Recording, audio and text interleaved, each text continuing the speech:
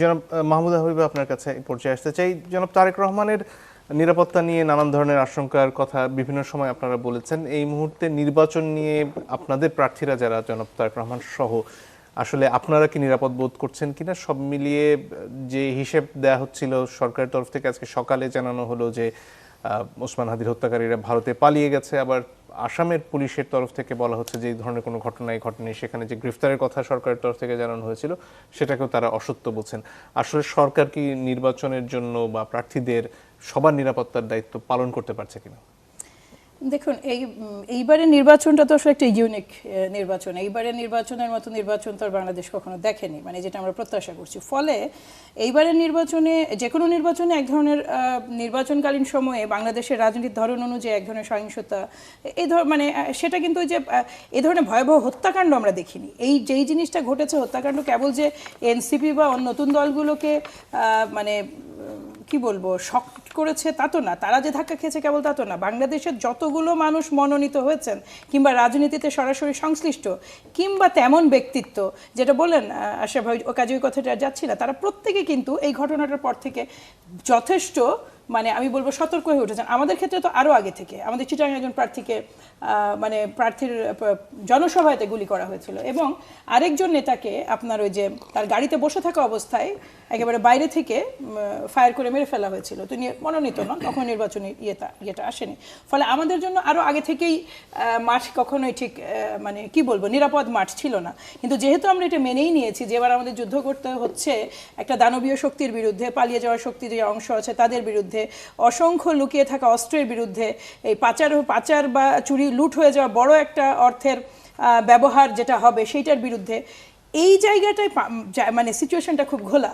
এই যে আপনি নিরাপত্তা প্রশ্নে বলছেন, নিরাপত্তা আসলে অনিরাপদ সবাই বোধ করছেন, কিন্তু অনিরাপদ বোধ করলে তো আপনি রাজনীতিটা করতে পারবেন না। যেটা আশরাফ কায়সার ভাই খুব চমৎকারভাবে বলেছেন, আপনার কাজটা তো করে যেতে হবে।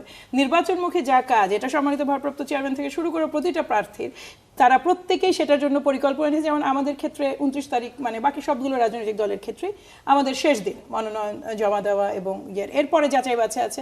এটা ফুল সুইংয়ে মাঠের পরিকল্পনা, এগুলো সব আমাদের এন্ডে, আমাদের যদি সম্মানিত ভারপ্রাপ্ত চেয়ারম্যানের বিষয়টা আমি বলি, সেটার মানে প্ল্যানিং চলছে। আর যারা মাঠে আছেন তারা অলরেডি কাজ করছেন। সরকারের ক্ষেত্রে আমি খুব সিরিয়াসলি মানে কনফিউজড। এই টোটাল মানে ওসমান হাদি ইস্যুটা এতটা কনফিউশন ক্রিয়েট করেছে যে আমাদের সক্ষমতা খুব ভালো, মনজুর ভাই, আমরা দেখেছি। আর আমি বলছি আইন শৃঙ্খলা রক্ষাকারী বাহিনীর বলুন, ইন্টেলিজেন্সের বলুন, মাটির নিচ থেকে, গর্ত থেকে তারা খুঁজে বের করে আনতেন বিরোধী দলীয় মানে নেতাকর্মীদের, কে কোথায় আওয়াজ দিয়েছে সেই খবর দুদিন আগে তাদের কাছে পৌঁছে যেত। ইন্টেলিজেন্স লেভেল আমাদের যথেষ্ট স্ট্রং। আমরা যদি বলি যে আমরা একটা অথর্ব ইন্টেলিজেন্স চালাই, আমরা যদি বলি আমাদের আইন শৃঙ্খলা বা আমাদের আইন শৃঙ্খলা রক্ষাকারী বাহিনী যোগ্য নয়, তাহলে ভুল হবে। এটা কেবল তখনই যোগ্য থাকে না যখন এটার মানে এটার পেছনে ইন্টেনশনটা রাইট হয় না। আপনি সাগর রুনির ওই 150-200 বার মতো আপনি মানে করতে থাকেন, পিছাতে থাকেন। রিজন হলো একটা কথাও যখন ওনারা বলেন এটা আর বিশ্বাসযোগ্য মনে হয় না। আপনি যেইভাবে দেখুন না কেন যে বাংলাদেশ থেকে পালিয়ে গেছে, কোন দেশে ওই দেশ থেকে কে নিয়ে গেছে সেই ড্রাইভারের নাম আপনি জানেন। আর এত বড় একটা ইনসিডেন্ট, এত বড় 10-15 দিন ধরে একজন কিলার এইখানে আসা যাওয়া করছে, মানে এই ধরনের কোনো ইন্টেলিজেন্স আপনার কাছে অ্যালার্ম নাই। পুলিশের তরফ থেকে যেটা বলা হলো সেটা আসাম বলেছিলাম, আসলে মেঘালয় পুলিশ হবে, এবং বিএসএফ তারা বলছে যে এই ধরনের কোনো আটক বা গ্রেফতারের ঘটনা ঘটেনি। তাহলে পুলিশে আসলে কি বললো আমাদের? এক্স্যাক্টলি সেই প্রশ্নগুলো থাকে। আরেকটা বিরতির সময় হয়ে গেছে, দর্শক একটু পরে ফিরে আসছে, আশা করি সাথে থাকবে। জনাব আশরাফ কায়সার, ফিরে আসি আপনার কাছে। ওসমান হাদির হত্যাকাণ্ডের ব্যাপারে আজকে পুলিশের তরফ থেকে যে কথা বলা হয়েছে সেটা আবার ভারতের তরফ থেকে অস্বীকার করা হলো। আসলে যেভাবে এই পুরো হত্যাকাণ্ডের তদন্তকে চালানো হচ্ছে সেটা সন্তোষজনক হচ্ছে কিনা? শুরু থেকেই পুলিশের ভূমিকা অত্যন্ত অপেশাদারী, এবং পুলিশ তার কাজ করার কথা, তদন্ত করার কথা। এমনকি আপনি হত্যাকাণ্ড ঘটার সাথে সাথেই আপনি যদি পুরো এলাকা কর্ডন করতে পারতেন, আপনি যারা আক্রমণকারী ছিল তাদেরকে ধরতে পারতেন। পুলিশকে আমরা দেখতে পেলাম গণমাধ্যমের উদ্দেশ্যে বক্তৃতা দেয়, এমনকি বিজেপি প্রেস কনফারেন্স করে যে এই বর্ডার দিয়ে যায়নি। এখন পুলিশ বলছে তারা ভারতে গেছেন, তাহলে বিজেপি রাইট নাকি পুলিশ রাইট? পুলিশ বলেছে মেঘালয়ে 2জন সহযোগীকে গ্রেফতার করা হয়েছে, সাথে সাথে মেঘালয়ের পুলিশ বলেছে, বর্ডার সিকিউরিটি বলেছে যে এরকম কিছু ঘটে নাই। পুলিশ বলেছে 7 তারিখের মধ্যে চার্জশিট দিবে। তো আমি যদি গত 21 দিনের প্রোগ্রেস দেখি, তাতে করে তারা আগামী 7-10 দিনের মধ্যে কিছুই করতে পারবেন বলে আমার মনে হয় না।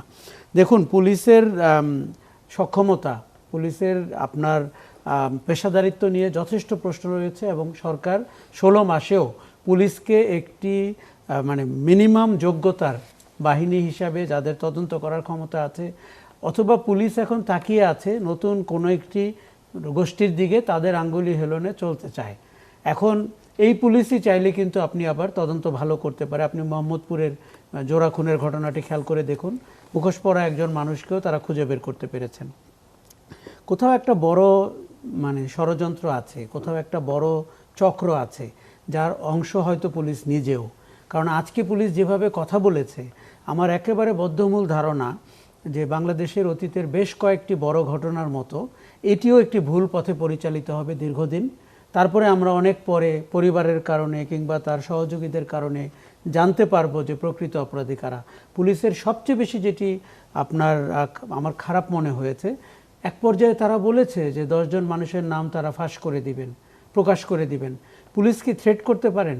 তার কাছে যদি নাম থাকে, এবং যেটি আমাদের কাছে অবাক করা নামও হয়, সেই নামগুলো জানানো হতো তাদের পেশাদারি কাজের অংশ, তারা কেন আজকে জানালেন না? তারা ফাঁস করে দিবেন এরকম করে ভয় দেখালে কাকে ভয় দেখাচ্ছেন?